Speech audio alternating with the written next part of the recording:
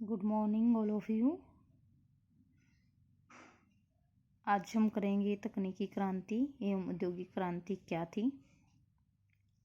First question बनता है इसमें, औद्योगिक क्रांति से क्या अभिप्राय है। यूरोप में विभिन्न देशों में इसकी उत्पत्ति और प्रसार किस तरह से हुई। औद्योगिक क्रांति के परिवर्तनों में ने लोगों के आर्थिक, सामाजिक, राजनीतिक तथा बौद्धिक जीवन पर क्या प्रभाव डाले, व्याख्या कीजिए। या इसके अथवा में ये भी आ सकता है कि उत्पादन प्रणाली पर तकनीकी क्रांति के क्या प्रभाव पड़े, और यूरोप में तकनीकी क्रांति का वर्णन कीजिए। या फिर तकनीकी क्रांति का समाज पर प्रभाव का वर्णन कीजिए। ये आपके अथवा में क्वेश्चन आ सकते हैं।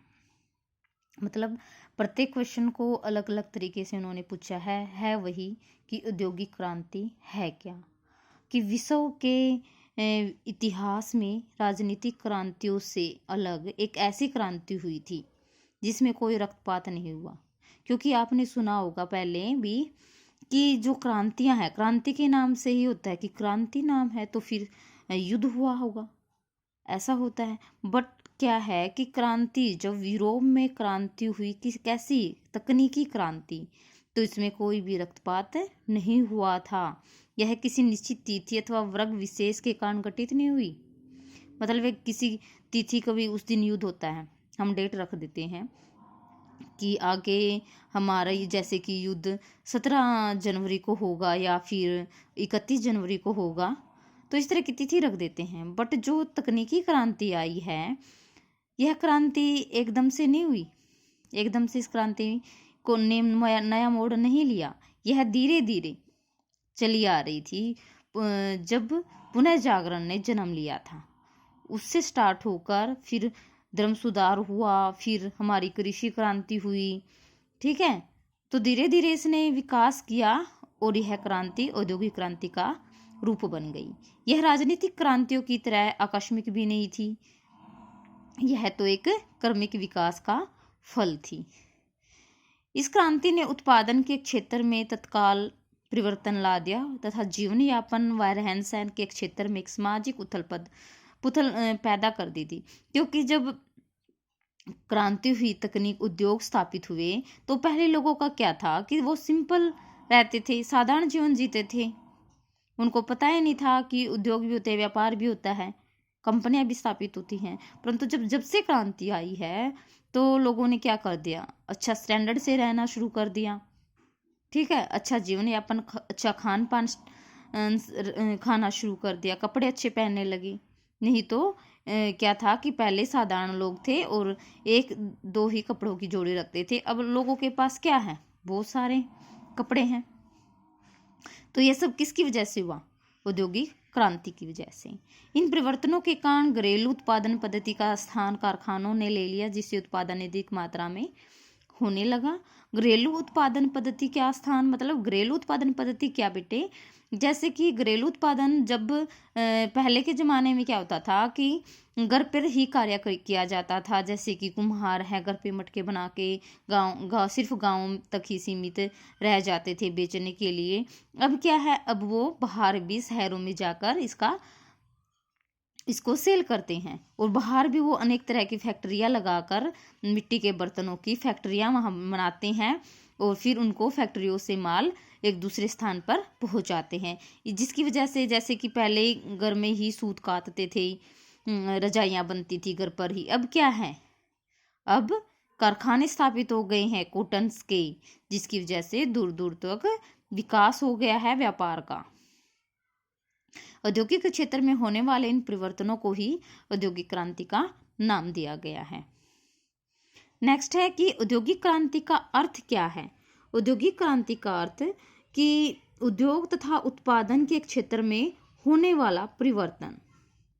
एक मुहावरे के रूप में शब्द का प्रयोग सबसे पहले फ्रांस के अर्थशास्त्री एवं समाजवादी नेता ब्लोकी ने 1837 में किया था, और उसने उद्योगों में आर्थिक व सामाजिक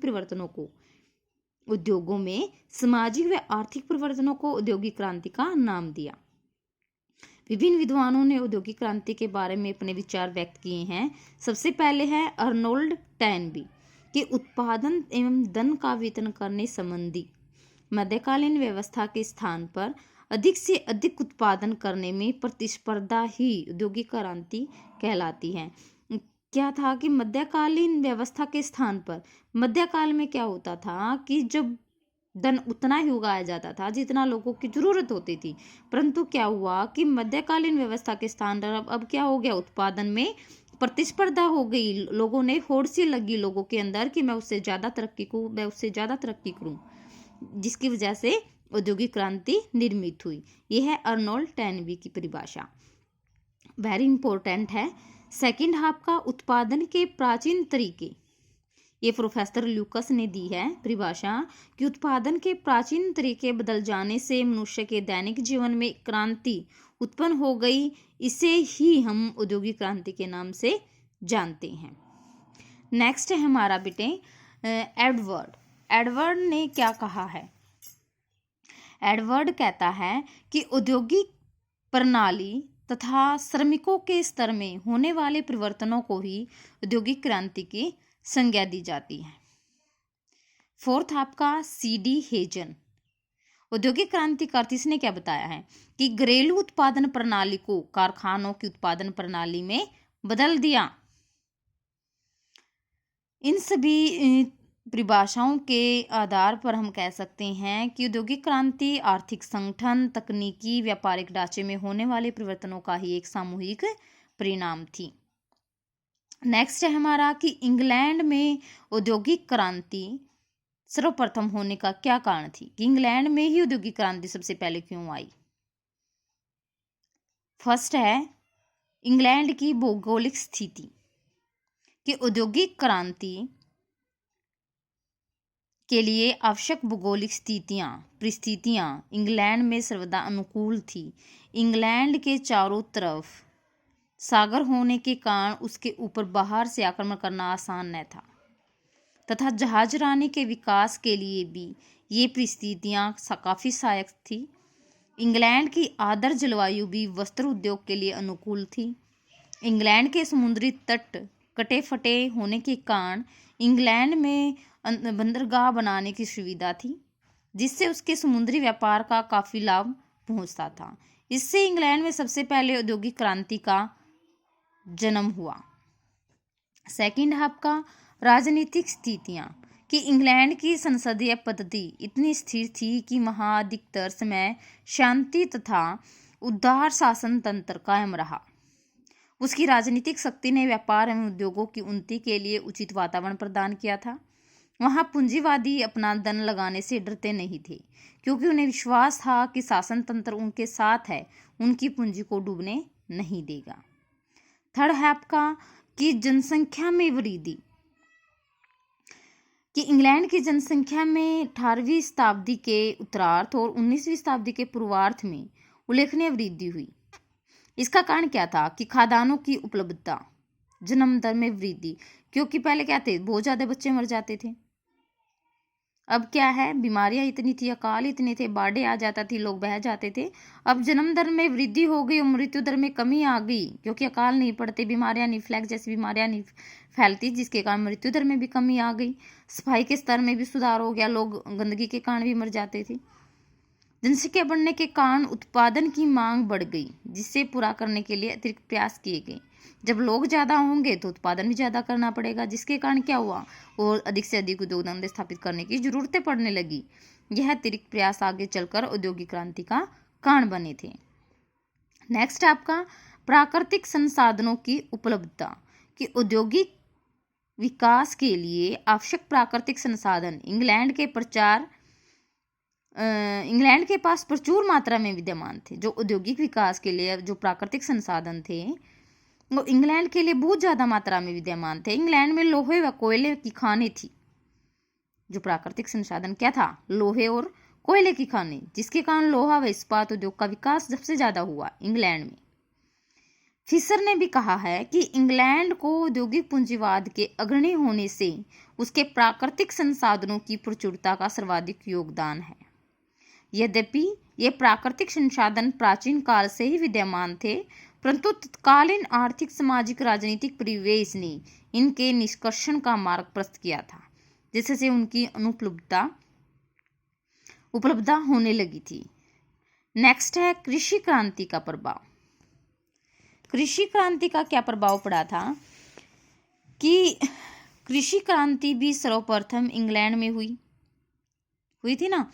इंग्लैंड में, जो पहले मैं चैप्टर को आ चुकी हूँ, उसमें कृषि क्रांति आपकी हुई है कि कृषि क्रांति सबसे पहले इंग्लैंड में ही शुरू हुई थी और इसे औद्योगिक क्रांति का पूरक भी माना गया है।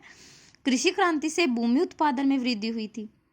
क्यों हुई थी? क्योंकि नए नए यंत्रों का आविष्कार हो गया था। लोगों ने नए नए मशीनों के द्वारा खेती करनी शुरू कर दी थी, जिसके कारण क्या हुआ, सबसे ज्यादा अनाज जो उत्पादन है, अनाज है, वो उगाया गया, लोगों की जरूरतों को पूरा किया गया। पूंजीवाद व्यवस्था के विकास के कारण इंग्लैंड में अधिकतर या अतिरिक्त पूंजी काफी मात्रा में थी और उद्योगों के लिए आवश्यक कच्चा माल जैसे कि सूत, ऊन, रेशम, गन्ना आदि कृषि क्षेत्र ने उपलब्ध करवाए। इस प्रकार कृषि संबंधी क्रांति ने औद्योगिक क्रांति के लिए उनकी भूमिका तैयार कर दी। यह औद्योगिक क्रांति के बिना भी संभव नहीं थी। नेक्स्ट है शक्तिशाली जहाजी बेड़ा कि इंग्लैंड अपने विशाल व शक्तिशाली जहाजी बेड़े के कारण उस समय अजेय था, जिस कारण वह समुद्रों पर पूरा नियंत्रण रखता था। इसी से इंग्लैंड को समुद्र की रानी की संज्ञा दी गई थी। जल शक्ति के कारण उसका व्यापार विकसित हुआ था, लाभदायक था। जहाजी बेड़े की सहायता से ही वह अपना तैयार माल दुनिया के विभिन्न भागों में बेचकर भारी मुनाफा कमाता था।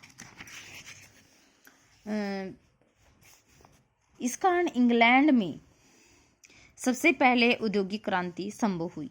नेक्स्ट है हमारा 7 पॉइंट कि इंग्लैंड का विशाल औपनिवेशिक साम्राज्य कि 18वीं शताब्दी के अंत तक इंग्लैंड अपनी शक्तिशाली जल सेना व साहसी नाविकों की सहायता से अफ्रीका, एशिया, अमेरिका के अंत तक इंग्लैंड अपनी शक्तिशाली उपनिवेश स्थापित कर चुका था। इस तरह से उस समय में उसने एक विशाल उपनिवेशिक साम्राज्य स्थापित कर लिया था। इन उपनिवेशों से इंग्लैंड को विश्व के नए बाजार उपलब्ध हुए, जिनकी आवश्यकताओं की पूर्ति के लिए उसे अपना औद्योगिक विकास करना जरूरी हो गया। इस प्रकार उपनिवेशों ने इंग्लैंड के औद्योगिक विकास में महत्व, क्योंकि इंग्लैंड का जो औपनिवेशिक साम्राज्य है वो सबसे ज़्यादा कहाँ था, उपनिवेश कहाँ स्थापित किए थे, उसने सबसे ज़्यादा भारत में किए थे उपनिवेश अपने स्थापित। उसके बाद उसने एशिया में जितने भी एशिया में देश थे ज़्यादातर पर उसने कब्जा कर लिया था, अपने उपनिवेश स्थापित कर लिए थे। अमेरिका पर भी उसने कब्जा किया था, जिसके कारण अमेरिकी क्रांति हुई थी।